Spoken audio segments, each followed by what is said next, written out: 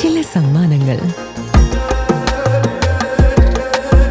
ഇതെല്ലാം നമുക്ക് ഏറ്റവും പ്രിയപ്പെട്ടവർക്ക് വേണ്ടിയാവുമ്പോഴാണ് അത് കൂടുതൽ മനോഹരമാകുന്നത്. ലിയോസ് ഗോൾഡ് ആൻഡ് ഡയമണ്ട്സിന്റെ പരിശുദ്ധമായ സ്വർണം പോലെ. Leo's Gold and Diamonds. Kundannoor തെക്കേക്കരപ്പാടത്ത് ജനവാസ മേഖലയ്ക്ക് നടുവിലുള്ള ഒറ്റമുറി കെട്ടിടത്തിൽ വർഷങ്ങളായി കെട്ടിക്കിടക്കുന്ന കരിമരുന്നു ശേഖരം നാട്ടുകാരുടെ ഉറക്കം കെടുത്തുന്നു. മറ്റു സ്ഥലങ്ങളിൽ നിന്ന് ഉദ്യോഗസ്ഥർ പിടിച്ചെടുത്ത സീൽ ചെയ്ത വെടിക്കോപ്പുകളാണ് യാതൊരു സുരക്ഷാ മുൻകരുതലുമില്ലാതെ ഇവിടെ സൂക്ഷിച്ചിരിക്കുന്നതെന്ന് നാട്ടുകാർ പറയുന്നു. കടുത്ത വേനൽ ചൂടിൽ പാടത്തിന് നടുവിലായി ഈ കെട്ടിടം ചുട്ടുപൊള്ളുന്ന അവസ്ഥയിലാണ്. ഇതിനുള്ളിൽ എത്രത്തോളം വീര്യമുള്ള സ്ഫോടക വസ്തുക്കളാണ് ഉള്ളതെന്ന് നാട്ടുകാർക്കോ അധികൃതർക്കോ വ്യക്തമായ ധാരണയില്ല. 100 മീറ്ററിനുള്ളിൽ സ്കൂളും പള്ളിയും 70 മീറ്റർ ചുറ്റളവിൽ നിരവധി വീടുകളും സ്ഥിതി ചെയ്യുന്ന ഈ പ്രദേശം ഇപ്പോൾ വലിയൊരു ഭീതിയിലാണ്.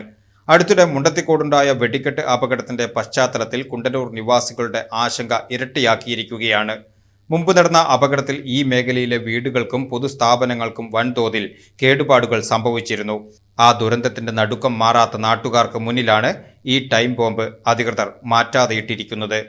ജനങ്ങളുടെ സുരക്ഷ കണക്കിലെടുത്ത് ഈ കരിമരുന്നു ശേഖരം എത്രയും വേഗം ഇവിടെ നിന്നും നീക്കം ചെയ്യണമെന്നാണ് നാട്ടുകാരുടെ ആവശ്യം.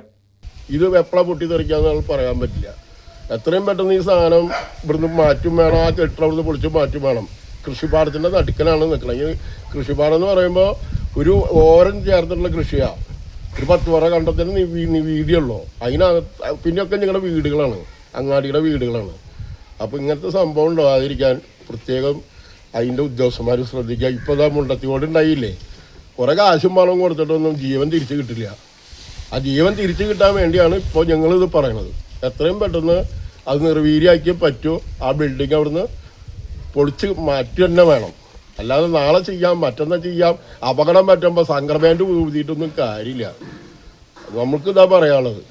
ഒരു അപകടം പറ്റുമ്പോൾ ഇപ്പോൾ ആ ഒരു പയ്യൻ മരിച്ചു വന്നു ആ വെടിക്കെട്ടിൽ.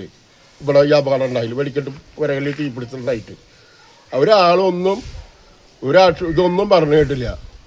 അയാളുടെ കുടുംബത്തിന് വല്ല 10 റുപ്യ കൊടുക്കുകയോ ഒന്നും ഉണ്ടായില്ല. ഇനി ഇതിനു വേണ്ടി പല സമരങ്ങളും ചെയ്യേണ്ടി വന്നാൽ ഞങ്ങൾ സമരം ചെയ്യാൻ തയ്യാറായിട്ട് നിൽക്കണം. അപ്പോൾ ഇതിൻ്റെ രേഖകളൊക്കെ നമ്മുടെ കയ്യിലുണ്ട്. പരാതി കൊടുത്തിട്ടുള്ള മുൻ കളക്ടർക്ക് പരാതി കൊടുത്ത് വില്ലേജിലേക്കും താലൂക്കിലേക്കും പോലീസ് സ്റ്റേഷനിലേക്കും സെക്രട്ടറിക്കും പഞ്ചായത്ത് സെക്രട്ടറിക്ക് കൊടുത്ത കടലാസുകൾ ഞങ്ങളുടെ കയ്യിൽ ഇരിപ്പുണ്ട്.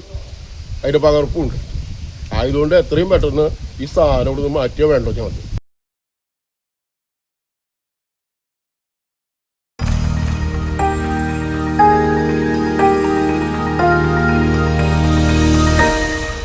You are watching VCV News.